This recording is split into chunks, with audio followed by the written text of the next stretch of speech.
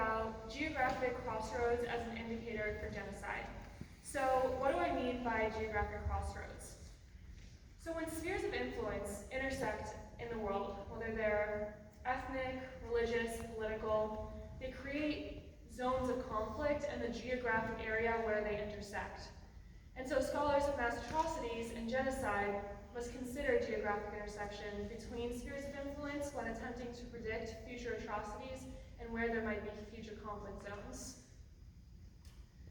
So Graham Kinloch is a sociologist and a professor, and he has come up with what I found to be one of the most comprehensive lists for internal causes of genocide that I can find.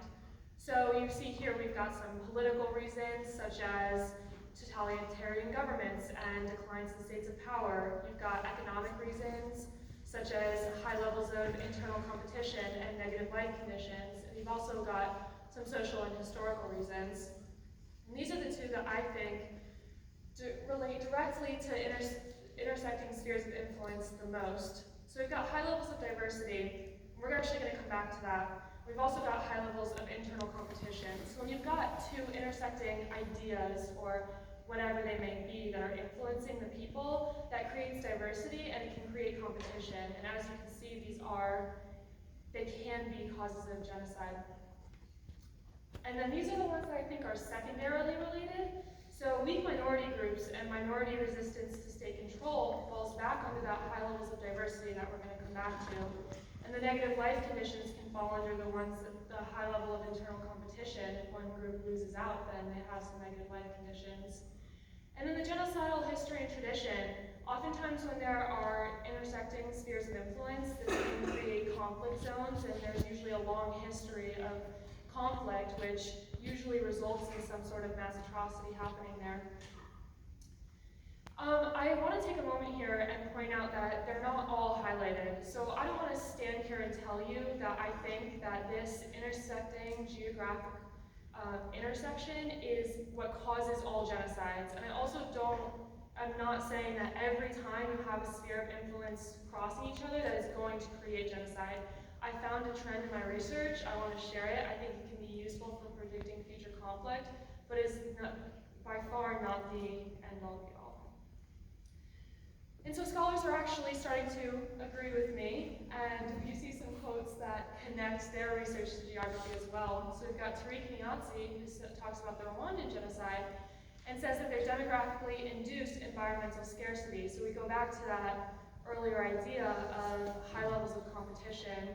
And then Thomas Kando in the Balkans, which goes back to the historical thing that I was talking about earlier of the Balkans being constantly invaded, so it's just an unstable area in general.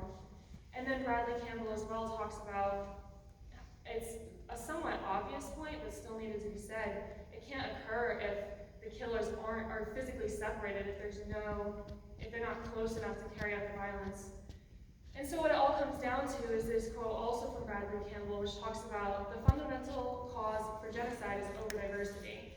So overdiversity is when you have a high concentration of three things: diversity, inequality, and intimacy. So there are different groups of people, one has more power than the other, and they can't be separated, whether it's because there's geographically not enough space or no one's going to leave. And I also want to take a moment to pause here and say that diversity is a good thing. I am not saying that diversity is a bad thing. It does not cause genocide. It should be encouraged. It's when it becomes over-diversity when there's that addition of the other two factors of inequality and intimacy where they can't be separated from each other. So over-diversity does not equal diversity. Diversity itself does not cause genocide, but over-diversity can. And you see over-diversity with intersecting spheres of influence because these influence cross paths. They create this different groups of people. Usually they don't intersect in a very equal way, so there's a lot of inequality there. And you also see intimacy because this is the intersection zone. So to apply it to a more practical way, I want to look at a case study. So I chose the Bosnian genocide. So just an overview for anyone who's not super familiar. In the early 1990s, Yugoslavia dissolved, and a man named Slobodan Milosevic, he was mentioned earlier, took power. And he had this idea of a greater Serb state. So he wanted to reunite all of Yugoslavia under Greater Serbia.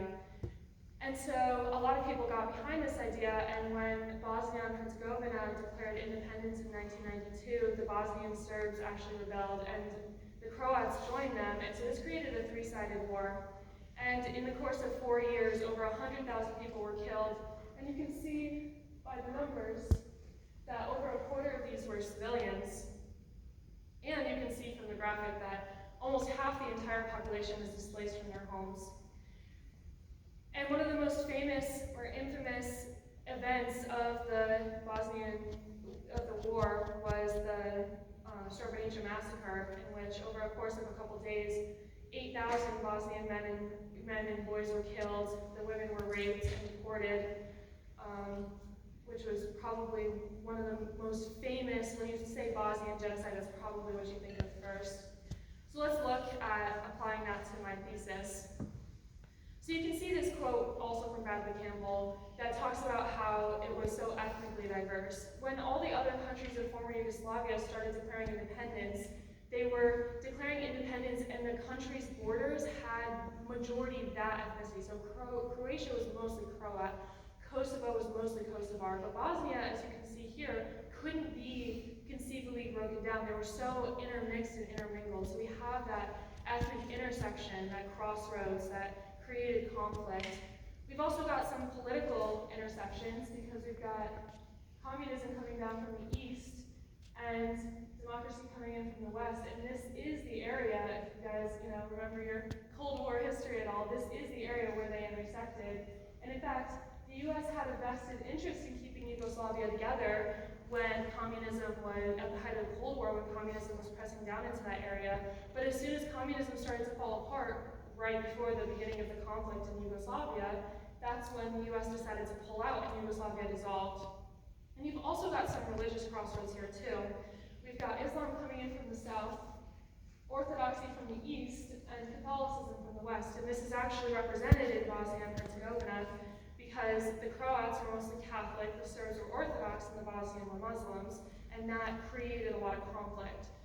So Thomas Kando said it best when he called the Balkans the crossroads of all great population movements over the past 2 millennia. He recognized that the Balkans were this intersection of these influences from politics, ethnicity, and ideology and religion. So where can we go from here? So the first thing that we need to do is identify geographic crossroads of influence and monitor conflicts in the area. We can look at the world and say, where do spheres of influence intersect, and can there be a conflict there? And so for a little bit, a short case study, we have Pakistan. So Pakistan is actually the #1 country from the program that Allison plugged yesterday, the early warning program. This is the #1 country likely to have a mass killing in the future. And so if we look, we can see this quote from Vina Kugreja, who says that Pakistan is one of the world's most ethnically and linguistically complex states. So we've already established that there's an ethnic crossroads happening there.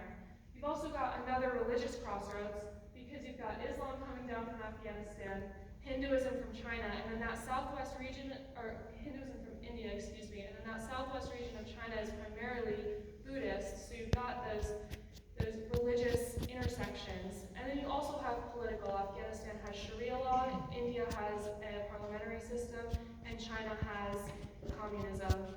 And so looking at these, we see that Pakistan sits in this kind of pressure cooker of influences from all sides. If you move anywhere to the right or left, you've got this, you move into a totally different ideology, ethnicity, religion. And so what we can do is we can look at this, identify the future conflict zones, and try to attempt to mitigate this. And then as a really quick solution, because recognizing there will be conflict is not enough, what we can do is we can try to limit over-diversity. So as I said before, diversity should not be limited. That's not the factor that needs to be taken out. And intimacy is really hard because a lot of times it's caused by this geography. I mean, you see this isn't a huge area. So it's really the inequality that we have to target. Make these groups more equal, and we can reduce genocide and mass atrocities. Thanks.